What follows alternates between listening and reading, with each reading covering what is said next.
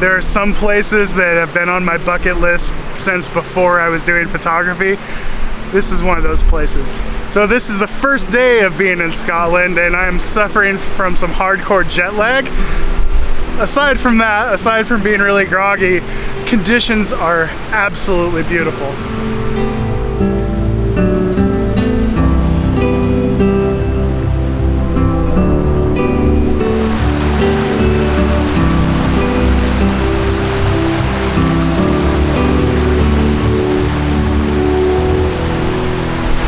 So the first shot that I've done is a vertical composition with one of these peaks that unfortunately is partially blocked by the bank, but it was catching some direct light. The main peak that we're here to see is this one, however. I wanted to shoot this one first while it was still catching some of that light because I knew that light was going to be fleeting. So to shoot this shot, I was really focusing on my shutter speed for the water. I was trying to get it down to around 1/5 of a second. I tried a little slower, a little faster. I'll decide later what I like. And I'm also doing what's called a focal length blend, where I'm zooming in a little bit to make that mountain in the background more prominent in one photo. I'll use the background from that, I believe it was around 24 millimeters, and then I'll use my 16 millimeter water, which is a little bit more impactful and stretching out through the frame. Obviously we had other rapids here. These are the reason I'm down here in the first place. We're gonna try to get a composition with this peak with the really dark, moody clouds up above it. I knew that that light was fleeting, so I shot that first. Now I'm gonna switch over to this peak, which the light should not be as fleeting.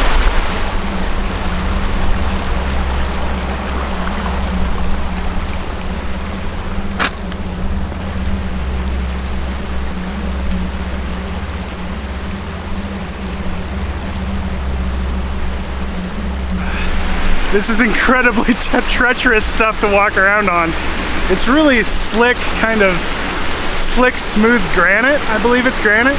And I've gotten in over my neoprene socks several times.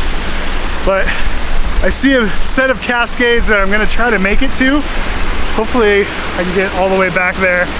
It's one of those things where you walk to a place and then you're like, a little bit farther, let's go to the next one.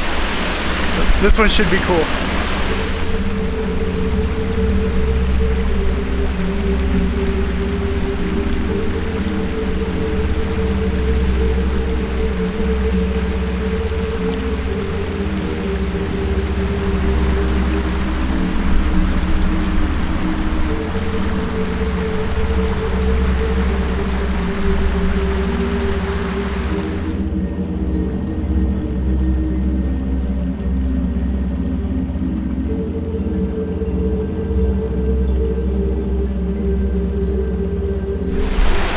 So I've found a spot I'm really happy with. I love the way that the water is streaming into the corners of the frame. And I also like that because it's a horizontal composition, I'm able to balance that dramatic light with the mountain peak on the left side of the frame. So it feels much more balanced than my earlier compositions. I kind of wish that the water was a little bit more full. You know, the rivulets that are coming down are a little bit thin and sparse, but I still just am in love with this light. How lucky am I to get light like this on my very first day? We're still probably an hour away from sunset, and who knows what'll happen. This could be the best that it is, so I'm gonna continue to shoot, but it might get better, so I'm definitely gonna stick it out. I've got a couple other compositions staked out that a little bit further downstream, but I'm happy with what I have already, so exciting stuff.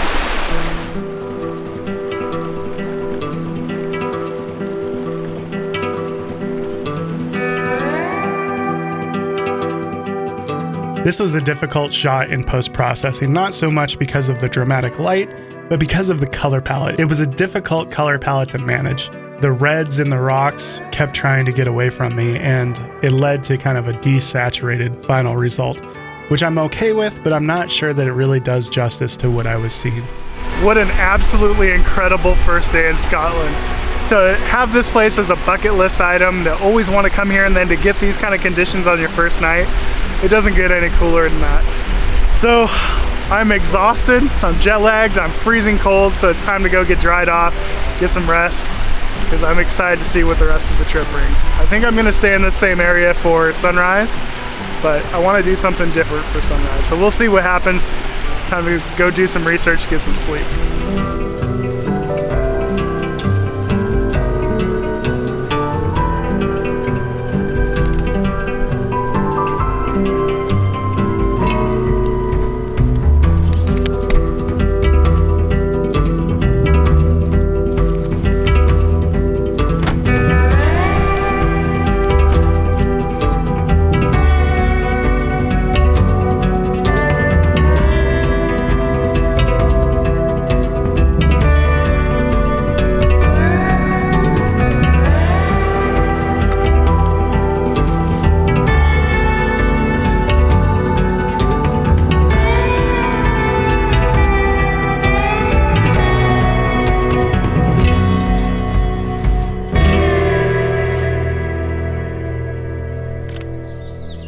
So now we're on the Isle of Mull, and what a gorgeous island it is. The last couple days have not been very good photographically. It's been very rainy, very flat light, so I haven't got a chance to shoot much, but I have had a chance to kind of explore the island at least a little bit.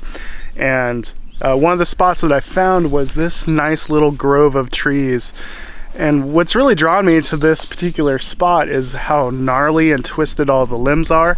And we have the benefit of having a big mountain back behind this grove of trees that makes it so the sky is not peeking through the foliage.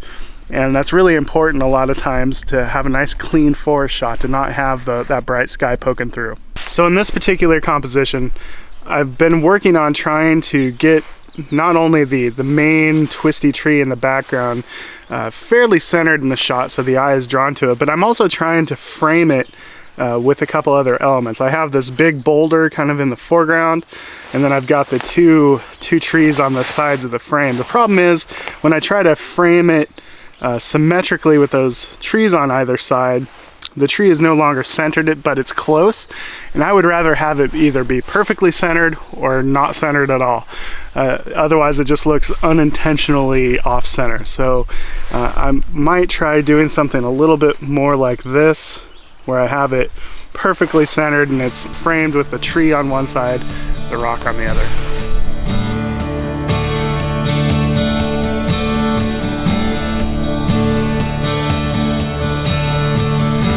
So I think I found a composition that I like.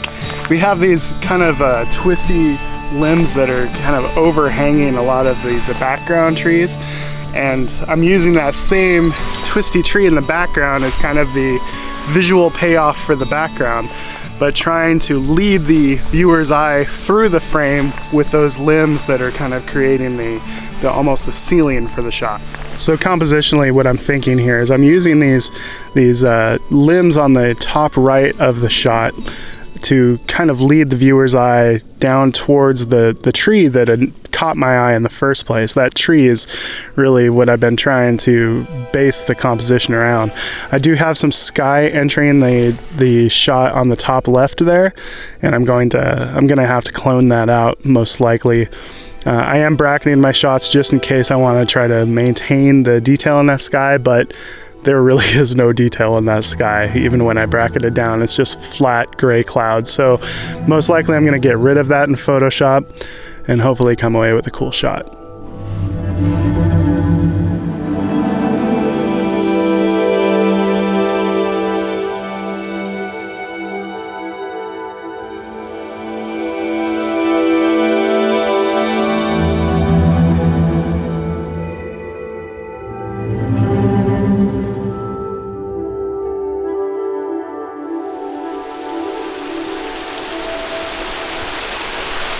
So today has been one of those days when the light just never really materialized.